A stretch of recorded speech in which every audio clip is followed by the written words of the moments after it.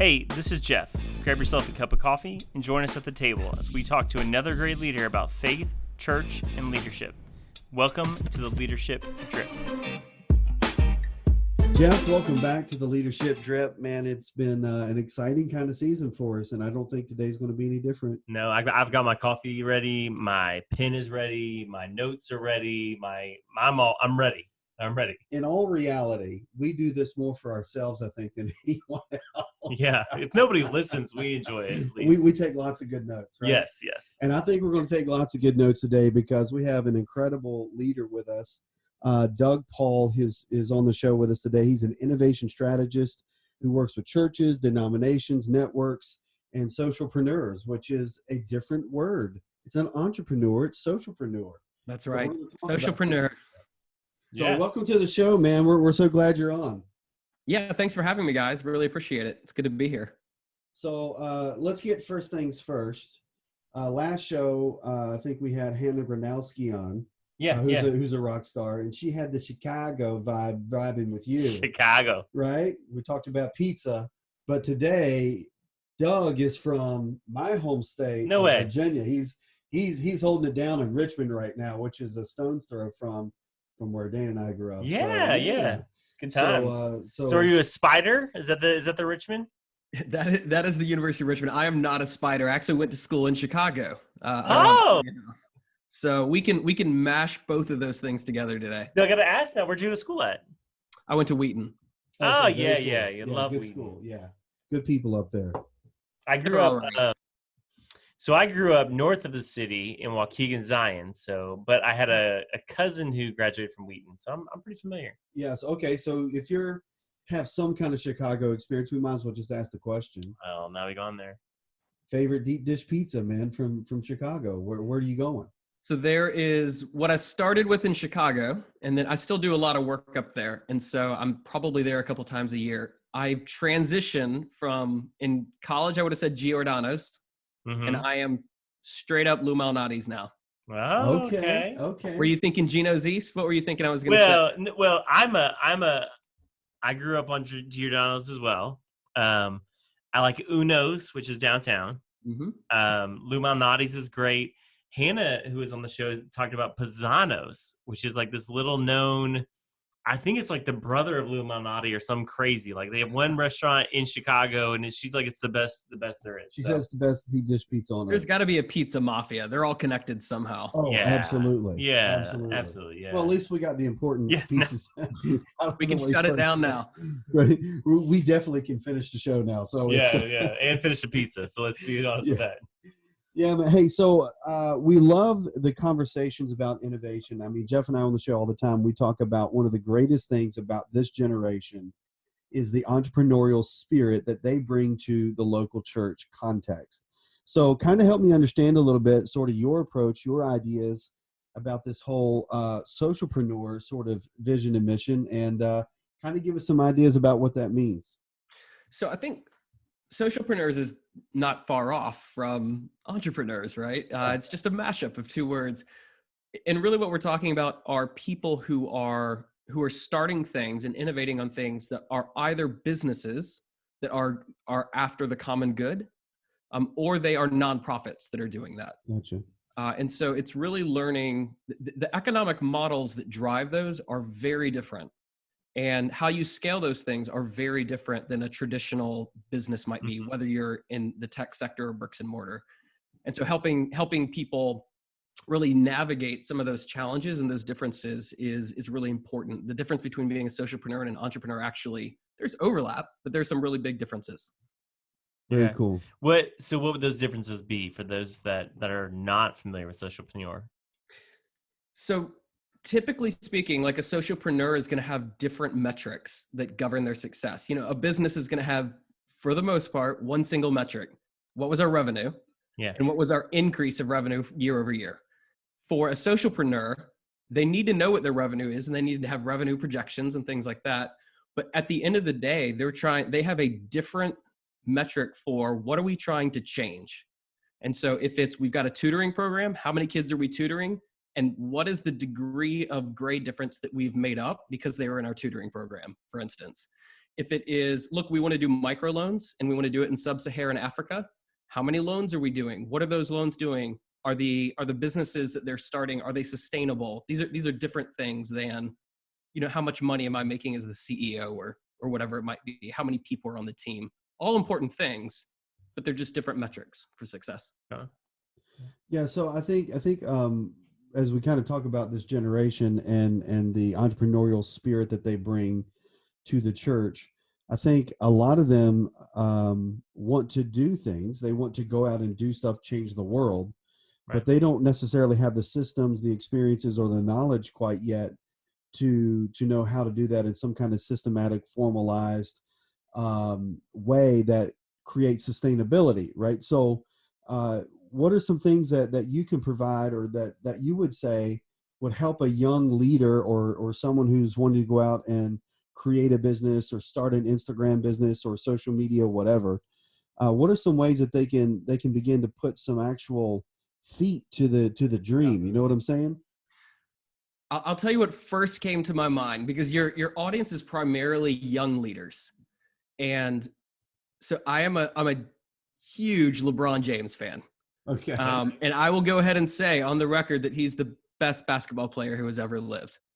Better than MJ. I don't care. No one, Well, Chicago, here's coming at you. And I think I was listening to a podcast last night with Frank Vogel, because they just won recently the NBA Finals. And the thing that Frank Vogel did, he was a dude. I don't know if you can hear there's a helicopter that's flying right overhead. No. Well, that's good. Sorry, I'm so easily distracted by the airport in the distance. He was a tier 3 coach he might have been CAA, and he dreamed of learning to coach under Rick Pitino. And so what he did is he sent more than 1,000 letters. Oh my goodness. Rick Pitino, and was like, give me any job you can. You don't have to pay me. Just let me do it. And all he got back was form letters. And so he found out that Rick Pitino was holding one of these basketball camps. So he goes to the basketball camp and, quote, accidentally trips into him. And it's like, hey, you may not remember me. And he's like, oh, yeah, of course I remember you. And then he says, if you're ever in town, stop by. We love to see what's going on with you. The next day, he moved to Kentucky to learn how to coach under Rick Pitino. And he took an unpaid internship. And the reason that he did that is he was saying, like, if I wanted to break into the business, I wanted to learn from the best. And I knew that early on in my career, it wasn't about how much money I made. It was about what I could learn and the connections that I could make. Mm. And I think that is the best advice that I can give right now for young leaders. Right now, millennials, the oldest millennial is just turning 40 years old. That means that primarily there is a group of people that for the better part of 15 years have been starting things. And they have a skill set that did not exist 20 years ago. Right. Because of the advent of mobile digital technology. There are things that they know how to do that the generation before them does not know how to do. And I'm not saying they perfected it, but they know how to do some things. And there are lots of great examples of socialpreneurs who have built really scalable, amazing businesses and nonprofits. Find your favorite one. Take a year or two, go learn from them. Figure out how to make it work financially. You will not regret it. Yeah. You'll get the connections, you'll get the learning. Build from there. That's, man, well, I just took some notes, and I might be asking some people for some internships. You can take a year. You're okay. A year. I got to take a gap year, right? Gap year. You're in college. I mean, I can take a gap year. So how does this overlay with the church and church culture then? I mean, I think we're seeing a lot of people who want to make a difference. We've had some on the show who are doing things outside the context of not outside the context of local church, but it's sort of a parachurch ministry or parachurch thing, especially with social media, and sort of launching from there. How does this idea of being a socialpreneur kind of line up with local church then? I think one of the things that you see increasingly true culturally from millennials and from like Gen Z is they are not going to be, they're not going to be segmenting their life. Like, this is my church life. This is my home life. This is my work life. It's just life. Mm-hmm. And so it's not thinking about like, are you in ministry or not? It's, I am what I am. And I am about what it is that God is calling me to. And there are finances involved with that. And so whether or not that I work 10 hours a week for a local church or full-time for a local church, and for the last 20 years, I've scaled up and down between working full-time for a local church and working 5 hours a week for a local church and everything in between. And it's the flexibility that has allowed me to do that with some of the things that I'm doing. And it's really more about chasing calling and believing that like there are economics involved in that. But my job is to find that spiritual family locally that God has called me to help lead. And then believing that like with the things that God has put in front of me, the economics, we're going to figure that out. Okay. So let's kind of dig just in a little bit of a different direction here, because I think we're into this conversation and I like where it's going, but because I think all this is leading to some of the content that you've already created and developed and that you actually use on a regular basis. So I think you would probably agree with this, that many of the sacred cows that we have in ministry and local church and religion and faith, especially Christianity, many of those sacred cows actually started off as scandalous pigs, right? So I think, you tell the story from your website about the scandal of Sunday school, which I love, obviously being from the Christian education world and understanding that whole dynamic. So what it is about the scandal of Sunday school that is sort of the framework of the story that you're building from. So kind of walk us through that a little bit.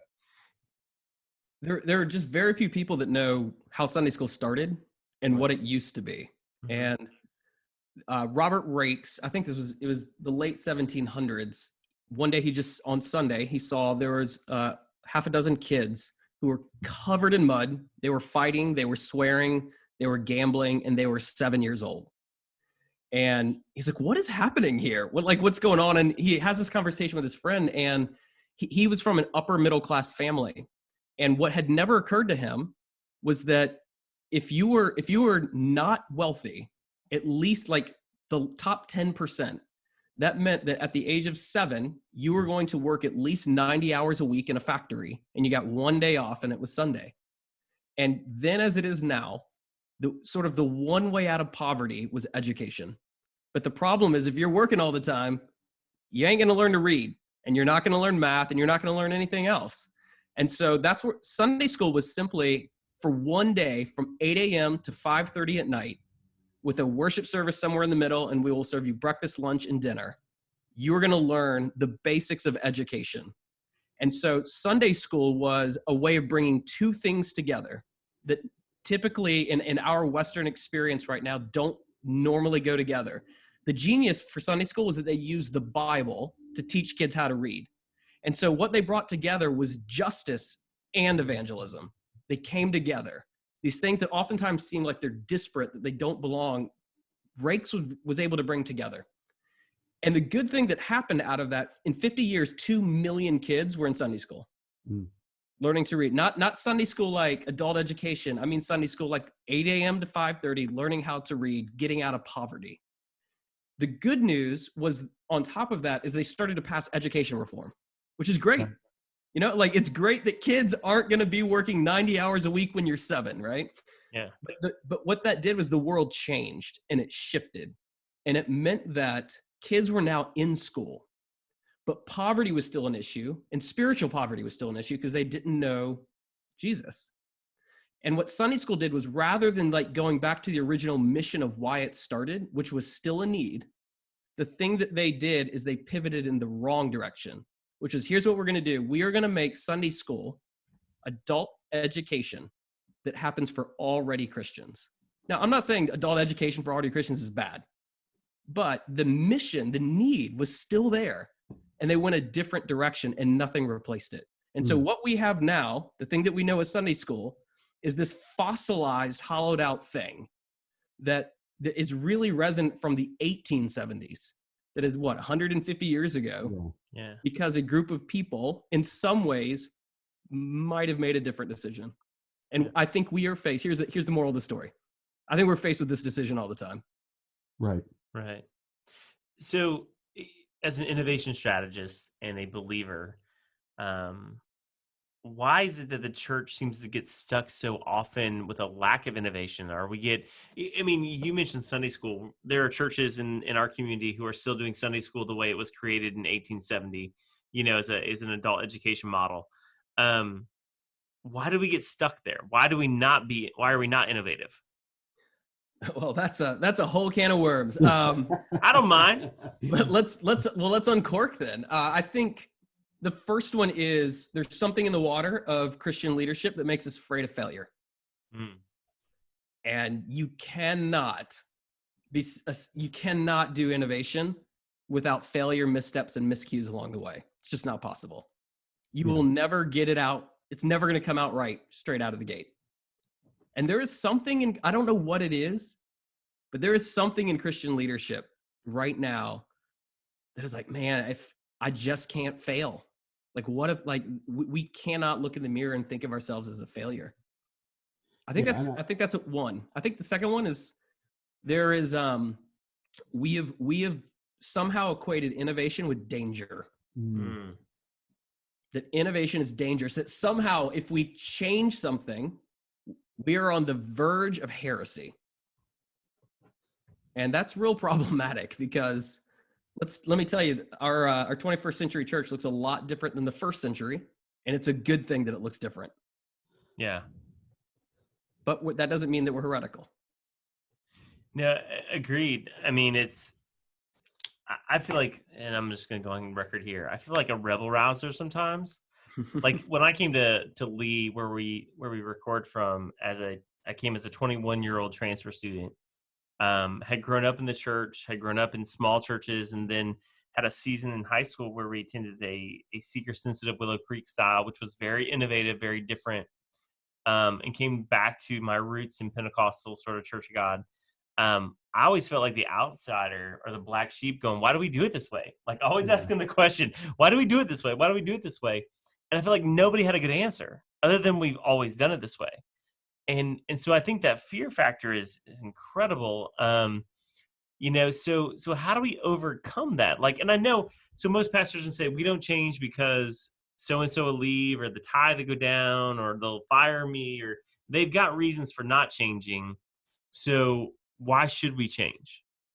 Because if the church doesn't change, it's going to die. Yeah. Adapt or die. I mean, it really does boil down to that. And maybe we'll talk about this a little bit later as we talk about changes that are happening in culture and the way that those things are seeping into, like, those macro effects are going to shake the church. But if we are in a fight for our survival, like many churches are in a fight for, like, you aren't going to exist in 5 years if you don't change. Right. And so when I say adapt or die, this isn't hyperbolic. This isn't like, oh, this is a soundbite that you give overstatements to podcasts. Yeah. This is like, you've got to change or you won't exist. Right. Yeah. And it's funny. So if we look at this at a global perspective, right, there's innovation coming out of the ears in other parts of the country in terms of the local church, right? So the innovation is there, but for whatever reason, the current status of our Western American church reality is that it's innovative stagnant, right? So it's kind of clogged. One of the verses in the Bible that has been absolutely wrecking me lately is from the Great Commission, Matthew chapter 28. And before you ever get to the famous part where it says, therefore go now, right? The disciples come, they meet Jesus. The Bible says they worship him. They acknowledge who he is. They understand who Jesus is. But then it says this 3-word little phrase in there that just blows my mind, and I've been wrestling with it. It says, but some doubted. Right? So failure is not the thing that will destroy us. Yeah. Take us out of the game. It's this idea of doubt. And I think what you're kind of hitting on is sort of this spiritual address that's kind of in that Matthew 28 passage, where we're afraid to innovate because it equals danger, right? It could put ourselves, our families, our livelihoods, or whatever at risk. I mean, there's those components. And then the fear of being ridiculed, chastised, or labeled a failure. I think those two things that you kind of pointed out really echoed that verse in Scripture, because the question wasn't if they doubted Jesus, they just worshiped him. Who or what did they doubt? Themselves. And I think that is such a problematic piece of our current faith reality in our Western American context, is that we're afraid to fail and we're afraid of innovation because it's so risky. But is that not what God calls us to? I don't know. I mean, I think it is, obviously, or I probably wouldn't be on here having this conversation. You wouldn't have wrote a book about it. You wouldn't have wrote the book. That's right. I would not have spent 3 years of my life writing this blasted thing. I think you're so right, because everything that you just said that you're talking about are questions about identity. Right. Yeah. All of them. And I think the challenge for us is actually recognizing for innovation, we are, in order to move forward into uncertainty, which is what that's a key part of innovation. We are going to have to be secure enough as leaders to move forward into uncertainty. And the only way that I can be secure is if there is someone outside of me who is saying, "You're my beloved, you're in, I love you. Nothing you could do is going to change that." And if that's uncertain, you're in some trouble anyway.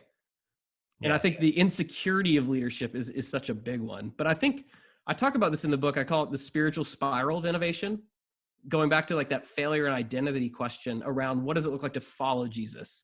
Mm-hmm. And I think it kind of goes like this. The first thing is without failure, there's no innovation. Second is, until I choose to die to self, I'll never regularly choose failure as a normal part of my life. And so the ultimate question is 3, am I willing to choose to die to self? Yeah, that's good. It always, innovation, if you're talking about kingdom innovation with Jesus, requires Jesus. And you cannot, it's a spiritual process that cannot be done apart. I mean, he has this thing, apart from me, you can do nothing. And so often when we think about life, leadership, and church, it's we got a call somewhere, sometime, and then we kind of take the baton. Or I got this, God, we're good. It's no, I think he wants to be there leading the whole way. Yeah. Yeah, you mentioned, Doug, a little bit ago, the adapt or die sort of scenario we stand in. Every church in maybe the world, but mostly here in America, faced that crisis come March of this past year as COVID sort of swept in across the nation. And they had to adapt. They were without choice at that point. They regulations, the governments, the states restricted them or limited them, or whatever happened in those settings. What did you see as far as churches willing to adapt and those who refused to adapt? What were the outcomes of that? I think this is a nuanced answer, because I think most churches did adapt. And by that, I mean, if you looked at the stats, it was 97, 98% of churches went online. Mm-hmm. When before that, it was way, way, way, way lower. Yeah. But I think and this maybe goes back to a comment that Robert was making earlier. I don't know that they adapted in the right way. They did adapt, but what they didn't do, what they did is they said this: we got to get our worship service online. So we're going to get our worship service online. Boom, it's online. It's as close to what we could do as possible from what we were doing. But I think the real innovation needed to be to ask a better and deeper question, which was why do we have worship services in the first place? Yeah. Start there. And then say, okay, once we know the answer to that question, then we can start to build something that would be able to answer the why question online. And it should look actually quite different than just hey, we're just sticking up what was right up on that online thing again. And I think they did adapt, but I think most people missed it. But we don't have a muscle memory for this. We're not used to having to make major pivots like this. Part of the reason for the book is to say, I think we're missing a major leadership tool. There's not muscle memory. So when we hit these critical points, we don't know what to do. Yeah. Wow. So then I think based on that conversation, when we start talking about churches adapting and asking those deeper, more difficult questions, listen, as someone who obviously works at a Christian university, has spent their entire educational experience in a seminary context, I'm obviously a huge fan of formal higher Christian education paradigms and platforms. I will say this though, not as a critical statement, but as a question: are we at seminaries kind of turning out cookie cutter type seminarians who only know how to grow, build, develop church realities based on what's already been done? Or are we pressing an innovative conversation, innovative approach within the classroom? I don't know the answer to that question. I don't know if you have any kind of input to that. So I don't know. It's just a question I'm thinking about as we're talking about this. What do you think the answer to your question is?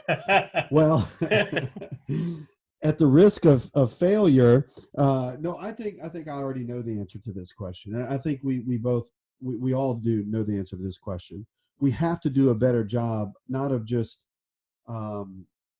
creating seminarians who know how to go out and teach great sermons and perform, excellent worship services and those kinds of things. I think it's these pieces, Simon Sinek, the why question, right? Whoever else you want to throw in there. I think this needs to be added to the curricular structure of how we actually train Christian leaders for tomorrow, asking them these deeper type questions that lead to higher level impact and influence, not necessarily success. I mean, that's a very loose kind of thing to describe, but this more influence and impact in the communities which we're called to serve. I think that can only come through those deeper questions. I don't know. Yeah, I agree. I don't have any issue with seminaries or higher education, or I've invested money and time into seminaries and higher educations and things like that. Yeah. I think my bigger question around asking different questions, better questions, deeper questions would be, what are the skill sets that the leaders of the future need to have? Start there. Now let's reverse engineer how we get people there. Like, one of my biggest critiques, and I'm not saying this is true of Lee, I want to be clear. But one of my biggest critiques on a macro non-Lee level is a seminarian can graduate and not have a clue how to make a disciple. Let's go right back to what you were talking about with the Great Commission. What's the ground floor? Be a disciple who can make disciples. How do we have people going into programs for 3 years and they don't have a clue how to make a disciple? That's bananagrams to me. Yeah. Well, so let's add that to the list. Okay, they should know how to do that. There are other things, but I think this is where there's the thing that I talk about in the book is this thing called the curse of knowledge. It's the villain of the story. And it is the more expertise that you gain, the harder and harder it is for you to see other ways of doing things. And that's what seminaries do. It is literally teaching you how to do things in a world that no longer exists for many people. Like, the 20th century doesn't exist anymore. The church that existed and did well in the 20th century we're in a new world. So let's build new structures and paradigms and practices. And since we're on the changing the seminary world right now kind of ship, let's just say all this, because we know across the board, statistically, it doesn't matter what the institution or denomination, seminaries by and large in general, and majors that focus on ministry, pastoral ministry, cross-cultural studies, missiology, all of these things, all of them are faltering and failing in attendance, right? The enrollment for these programs is dropping like crazy. Now, what are the programs that are picking up speed? Business, leadership. And why? Because they're having the conversations on innovation and doing things outside of the box, which is what even people who want to do pastoral ministry, with Gen Z especially coming up, that's how they want to do ministry. They want to be innovative. They want to live outside of the norm. They want to be their own sort of Instagram entity, if we can just get real stereotypical for a second, right? So I think within our conversation in that context, these are things that as leaders of churches, of seminaries, of consulting firms or whatever else, we've got to pay attention to. So, yeah, I mean, I think, Rob, you and I have talked about this a couple times, Doug. We meet a lot of students who say, we'll ask their major, oh, I'm a human development major, but I want to lead worship. Or I'm a business major, but I want to go into pastoring. They're no longer taking the traditional route of a school of religion or seminary degree to get there, because I think they see the handwriting on the wall, lack of innovation in the church. And their culture changes. Like when we were an undergraduate 20 some years ago, culture wasn't changing that fast. Like Gen Z millennials, their culture changes every 18 months. It's something completely different. So how do we as a church, and maybe leaders who are now no longer as young, be able to adapt in a culture that's constantly changing? Yeah, the most certain thing that we can say about the world is that it's going to change. It's true. That is literally the most certain thing. And so, I mean, this is, I think it is, I probably already said this. I believe that innovation is a skill set. And so in the same way that preaching is a skill set, vision casting is a skill set, strategic planning is a skill set, leading teams is a skill set, all these different things, these are, they're skill sets that leaders of the future need to have. Innovation is one of them. And so if you're going to lead into the future, not having the skill of innovation is the equivalent of a carpenter missing a hammer. Mm-hmm. It's not the only tool in your tool belt. And quite frankly, if it's the only tool you have, then of course everything's going to look like a nail. But you need all of the tools on your tool belt, not just the old world tools, though you probably still need a lot of those. And so I think that is the only way that we can credibly talk about a world that we're living into that is changing that fast, moving from it reinvented every 20 to 30 years, the rate of a generation, to every 18 months. That's crazy fast. Yeah. There's no way anyone can keep up. So you've kind of got like two things that you've got to hold together. And this should probably be a very Lee University thing. One is you've got the skill set of innovation partnered with like Holy Spirit involvement. Like I can't chase everything. I can't do everything. I can't adapt to everything. But Lord, where are you at work? I want to join you in what you are already doing. That is the wisdom from heaven that we need to make these kind of critical decisions. And I think we need to reframe that conversation to understand that innovation is not outside of the Spirit's leading. No. Right? I mean, it's not at all. It's called the New Testament. Exactly. So I think we've done a good job at doing disservice to the conversations of innovation and creativity, especially in the church, because how many people would say, and that we do know, or how many times have we had this conversation from a leadership perspective where a team member or people that you associate with say, well, I'm not creative. And so we kind of tackle this philosophical issue. Is innovation something that you're born with, or is that something that you can learn? I'm in agreement with you. Innovation is a skill set and a muscle that we need to learn to develop. So what are some, for someone who's listening who says, well, I'm not innovative, I'm not creative, what are some 1, 2, 3 steps that you can offer to help them to begin to exercise and find that muscle within their leadership? Yeah. I think there are a couple of things that you can do if you want to learn it that I would start people. And I think this is important where you're like, you know, they've got that Couch to 5K app. Yeah. Yes. This is the Couch to 5K version. I'm not going to send you out to run an innovation marathon tomorrow. Here's how you go from binging Netflix on your couch and eating potato chips to doing a 5K. The first thing I think that people need to do is they need to be able to find what are called bright spots. And I love that. That's the Heath brothers, right? It is, yes. Heath from Switch. Yes. That's how we got here. Like this is how we got this whole conversation. Yeah. Yeah. It's saying like, look, what most people normally do is they obsess over what's not working. And there can be a lot that's not working. But what's maybe more helpful is to say like, okay, where are things working? because that's an indicator. If we have spiritual eyes to see it, that is an indicator of where the Holy Spirit is at work. And then find those things and just ask simply like, all right, Lord, how do we multiply this sucker? Like, what would it look like to see more of this? So when I was growing up, this is just crazy to me. The more I've thought about it, the more I'm just like, man, this could have been something else. There is a dentist, and he went to, it's a Nazarene school in Nashville.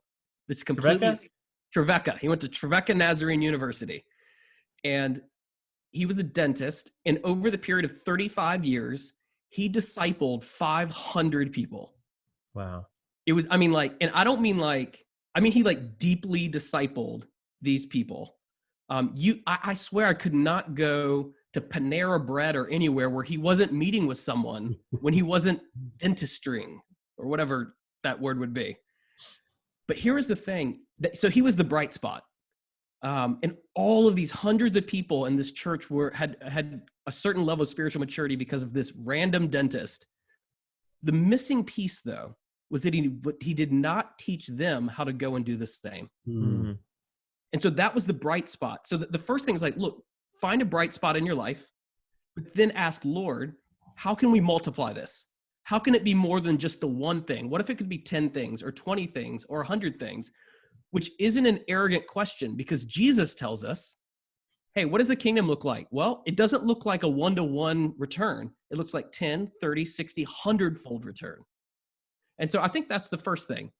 There are things already working in your life right now. God is already at work. Just have eyes to see where he's doing. Find the bright spot, pour gasoline on it.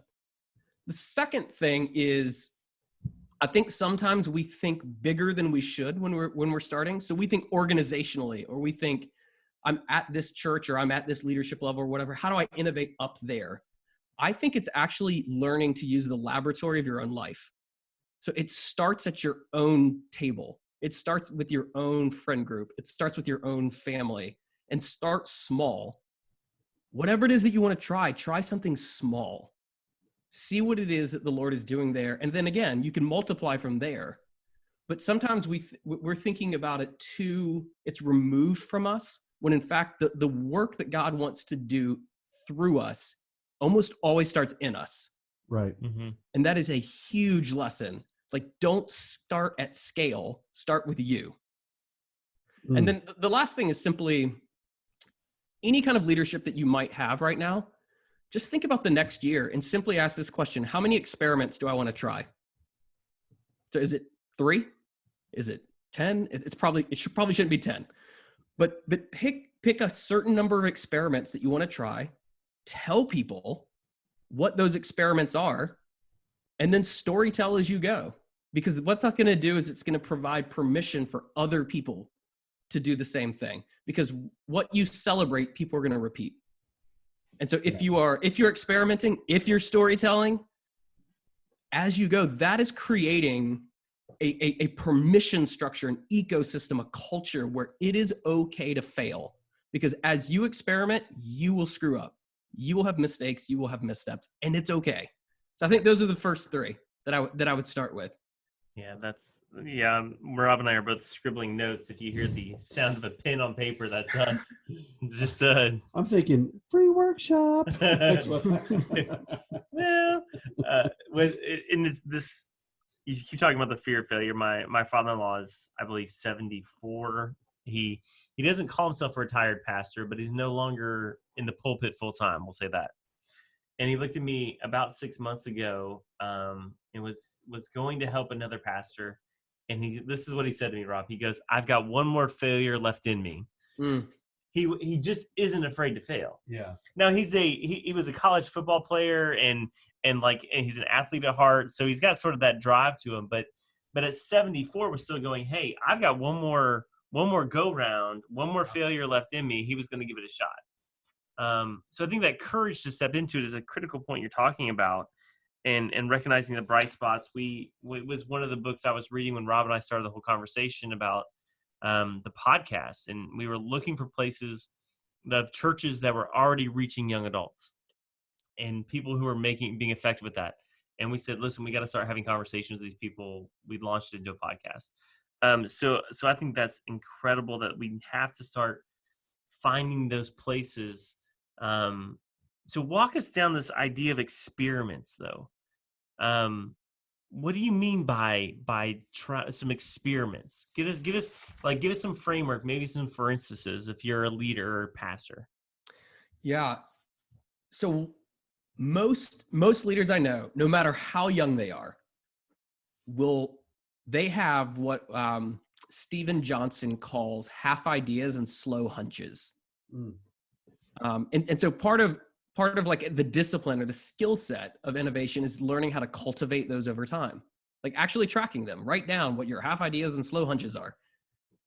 But I'll never forget the first staff that I was on at a church. I was 24. And of course I knew everything there was to know. I knew it. But there was the pastor who had been there for 25 years, who was an incredibly gifted leader, incredible godly man.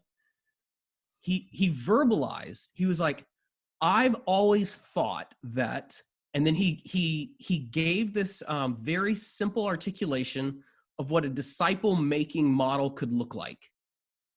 And he was like, I don't know why we've never done this. I don't know why I've ever pushed for us to do this. And then he moved on. And he had a very clear idea in his mind that he wanted to try. And you could tell that he had been noodling it around in his mind for like 30 years. Yeah. And he never tried it. He has still never tried it. I know that for a fact. And it's like, okay, look, we're not talking about blowing up your church. We're not talking about scaling it for everyone. If you have this idea with 6 people, grab 6 people, go for 6 months, do your thing, and see what happens. Like if every one of those 6 people know, like if you've got this thing in your heart about what it would look like to disciple people, and it's going to look like X, Y, and Z, and it'll feel like this, go try it. Like think about why you want to do it. Think about like, what are the outcomes? How will I know if it has worked? Yeah. And then just keep iterating on it and keep tweaking, adapting, changing, and iterating as you go. Like this is in business, and particularly in the tech industry, this is just 101. Like you would never scale something without experimenting with it first. And they develop what it's called the MVP, the minimum viable product. So that's in the business world. Right. So what it is that I do as an innovation strategist is that I help people develop what I call the minimum viable process. Because what I do is more people oriented and transformation oriented with the people that I'm working with. It's not around products, it's around people. Mm-hmm. And so whether it's around discipleship or mission or socialpreneurship for seeking the common good, whatever it is, what's the smallest version of that thing that costs the least amount of money and the least amount of time that you could just push out? That's a prototype, that's a beta, and try it. See if it works. Yeah, we don't beta test well in the church. No.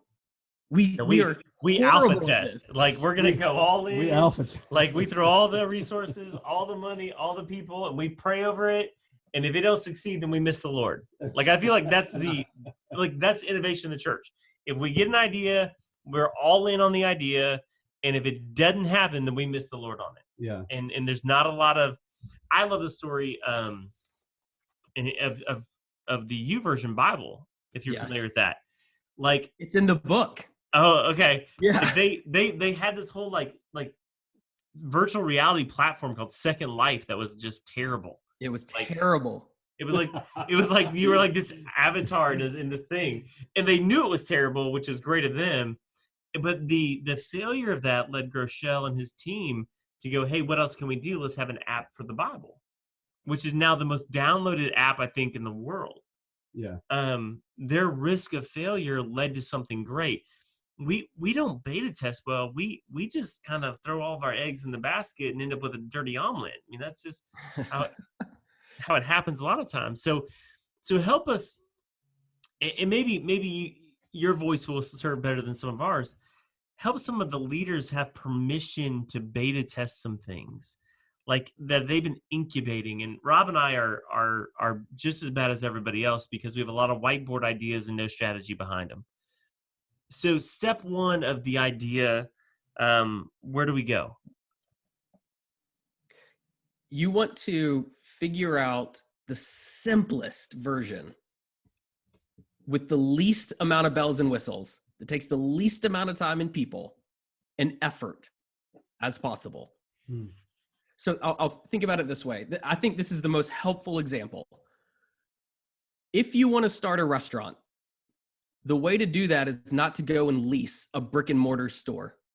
The way to do that is to find someone who, just by sheer graciousness, will let you use their space for one night on a Friday night, that allows you to try out your recipes and see if anyone will come. And you don't have to pay anything. It's just figure out if that will work. If that works, add a second night in a month. And if that works, get a taco truck and do that. And you're scaling up to finally, like, this is the fully orbed thing, but it starts with very little commitment. And so I think we've got to have permission to just try things, knowing that most things don't work. I will always remember where I was when I read this one little thing. There's this book called The Innovator's Dilemma, which is, Steve Jobs said this was the most influential book in the way that he thought about business. It's by this guy named Clayton Christensen. He just passed away last year. And he wrote in it that 90% of successful businesses have one thing in common. Now, pause there. 80% of businesses fail. Right. So starting with, like, just go ahead and remove 80% of them. Now we're talking about the 90% of the ones remaining. They all have one thing in common, and it's this. They are using a different idea than the first idea they started with. And what that is speaking to is, we are so accustomed to thinking that if I, the leader, had the idea, it must be right. Well, it's almost certainly not. Or the first idea, or the one we're most excited about, is right. Well, it almost certainly isn't. And so the more we can embrace that and, like, it's probably not going to work, then we can say, like, but if we can fail faster, we could succeed sooner. That's, like, I'm doing this to succeed. I am not doing this because I like failure. I want to succeed. I want to win. But I'm going to count the cost going into it. And the cost looks like failure. It's okay. I'm probably going to have the wrong idea to start with, but I will find it as I go. Man, I've got so many questions. Fire away, friend. Fire away. Well, I mean, we're getting close to time, so I'm trying to be very mindful of that. But I think what's important about what you're saying is that we absolutely need a more innovative, not only local church expression, but a Christian faith expression, because we've talked about this many times on the show as well, the need for secular saints and what that looks like in the business world, in the, whatever world, right? The education world, doesn't matter, right? So there's a growing need for learning how to disciple, build secular saints, which is going to require a tremendous amount of innovation and adjustment on so many different levels and platforms. Okay, so that piece is there. So as a innovation strategist, based on what you have seen, are hearing, have kind of deciphered in your conversations and expertise, where is the church going to be in this digital sort of era, especially post-COVID, with all these churches now beginning to see, well, the Facebook is not of the devil, right? I mean, so you can actually do good work through these kinds of mediums, right? So what's next for the local church? What should we be paying attention to? I think with digital technology, the church is going to have to decide, is technology a means or is it an end? And I do worry that many churches are thinking that it's the end and not the means to an end. Yeah. We've talked before already how if you're 40 or younger, you don't segment your life. It's not like, this is my digital life and this is my real life and this is my work world and this is my church world. I just knocked over a lamp as I'm wildly gesturing on a podcast, which you cannot see. It's just one life. We have one life that we're living, and that digital life is part of it, but it isn't it, at least the whole thing. And so we need to really be thinking about, like, how does technology help people take their next best step to the fullest expression of what life in Christ looks like, which is not your digital life, but all of your life, which includes digital. And watching how some, without naming any names, watching how some people are thinking through this is concerning. That somehow you could be an authentic Christian spiritual family completely online. And I don't think that is true. I think that can be a stepping stone towards getting you towards that. And that stepping stone could take years. And I'm okay with that.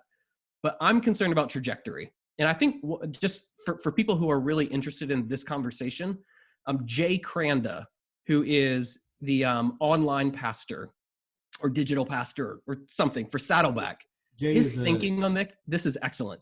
Jay is a good friend of mine, and I was on staff with him at Saddleback, so I know him very well. Yeah, and I advocate for Jay Cranda. Yeah, I love the way they are thinking about this and how they are putting stepping stones to getting people to a fully orbed life in Christ within community that includes digital, but is not only restrained by it. Yeah. Yeah. We had Banning Lipsher on the show from Jesus Culture, I think it was Banning, who said online is a great front door, but it's a terrible space to live in. Yes, it's great. It's a great little, online is the new front door. It's not your worship service. Yeah, reflecting back to my father-in-law, when he started churches, he said you'd find a building, you'd find someone who could lead the singing, and you'd put a sign up and people would come. And now I'd explained to him, I said, so the sign now is Facebook or Instagram or Twitter. That's your sign out in front of the building because that's the first place they're going to see you long before they see the sign outside the building. So then how do we hold in tension, which is probably the best word, this digital space and the in-person, in real life space to be most effective? It's and this is one of the questions that it's exactly the right question. And it's sort of what has bothered me about how churches have handled the pivot towards online worship services. It's asking this, what can online do better than in person? And what can in person do better than online? And owning that and not pretending like it's all the same. It's not like there are some things that Zoom does better, genuinely better. But there are a lot of things that Zoom just cannot do. And there's no amount of like digital technology that's going to get over that particular thing. I think we have to really study what those things are and build and design experiences around what those things are. And then ask, then how do they fit together? Again, I'm wildly gesturing. I've got to move this lamp. I can feel the gestures. It's okay. Yeah. I'm like very energetic over here. I talk at least a little for a living because I'm like a wild gesticulator over here. We are too. So yeah, like in my mind, it's just swirling with thoughts. Like, so how do we navigate that though? Like, it feels like, Doug, that the church was the other 70%. I don't know if that's an accurate number or not. Make that up. But the other 70% that wasn't online got thrown online. Like they had to. In a week's time, they made that move without really having time to sit and think through it. So if I'm a pastor who moved online and now I'm moving back to the in-person, but we still have an online setting, what's maybe the 3 questions I should ask myself, 2 or 3 questions I should ask myself in regard to keeping the online space? What did people like about being online that they didn't like about being in person? That's one question that I would ask. Second question is probably more of a missional question, which is how can we use our online space to reach people who under no circumstances would come on a Sunday morning or whenever it is that you're doing it? And then I think a third one is, how much of our budget do we want to allocate to this? Right. That's a good question. Because that determines value. It does. Right. Yeah. So, which is a whole different youth ministry conversation. Right? So, look at that. You know what I'm saying? So, we're picking a scab here. Oh yeah, no, I'm just saying. We may have served some time in youth ministry. No, hey, we're so out of time, bro, and I would love to keep this conversation going. In fact, we might do it in other capacities, but we have one final question we want to ask, and it's a question we ask everyone on the show, and so feel free at all liberty to answer this any way, shape, or form that you want to. But what is one lesson you learned in college that actually didn't take place in the classroom? Talent is meaningless, and no amount of talent can compensate for lack of discipline and hard work. That's a great answer. Yeah, it's a great answer. I mean, the short story around how I learned that is, for whatever stupid reason, I decided that I was gonna join this company called Southwestern during the summer, and I was gonna sell books door to door, and it was 90-hour work week, 6 days a week, and it was 100% commission. Doesn't matter how good of a salesman you are if you're not knocking on doors, cold calling, and you either made money because you worked hard, or you made zero money because you could be talented and feel good about yourself and never knock on a door. And there was nothing in between. And so a lot of hard lessons learned that summer. And the next 2 summers, I did it for 3 summers. So that is where I learned that particular lesson. Wow. But that is, I mean, for whatever it's worth, that's also, we literally tell our kids that almost every single day. That's amazing. Cool. Wow, it's a great lesson. Well, how can we stay connected with you, man? How can people find you on your socials, websites, etc.? Yeah, so I mean, you can pick up the book Ready or Not on Amazon, where 79% of all books are sold. That's right. Crazy. This is called a monopoly, people. That's right. You can follow me on social. I'm on Twitter, Instagram, Facebook. It's at Doug Paul Jr. And then if you want to see any of the videos that I've got, any free resources, got a couple of different ebooks and resources, you can go to dougpaul.org. Yeah. I'm not an org, but .com was not available. That is a radio personality, and I'm not him. Gotcha. Well, we've enjoyed this. Yeah. Wow, we've enjoyed it. And the book is Ready or Not, Kingdom Innovation. It is a worthwhile read. I am working my way through it. I wish I could say I finished it, but it has got a lot in it. Some great resources. There's an innovation laboratory that you guys run. He mentioned some free ebooks, which I've already downloaded one of those. It's got some great insights. If you're a leader, a pastor, in any capacity, you need to at least spend some time checking some of this out and engaging in this conversation, because it's important. It's important to be thinking about how the church is going forward and what changes and innovations you're going to make to lead it forward. Yeah. Thanks for being on the show, man. We've loved the conversation and look forward to talking more in the future. Yeah, it's been a real pleasure. Thanks for having me, guys. Yeah, and as we always say here at the Leadership Drip, you have a seat at the table. Thanks for coming on. Hey friends, thanks for listening to this episode of the Leadership Drip. We loved having you at the table for this conversation. Would you do us a favor and comment, rate, subscribe, and share on your social media? That way we can get this content to other great leaders. And stay connected with us on Instagram at the Leadership Drip and on Twitter at Leadership Drip. And remember, you have a seat at the table.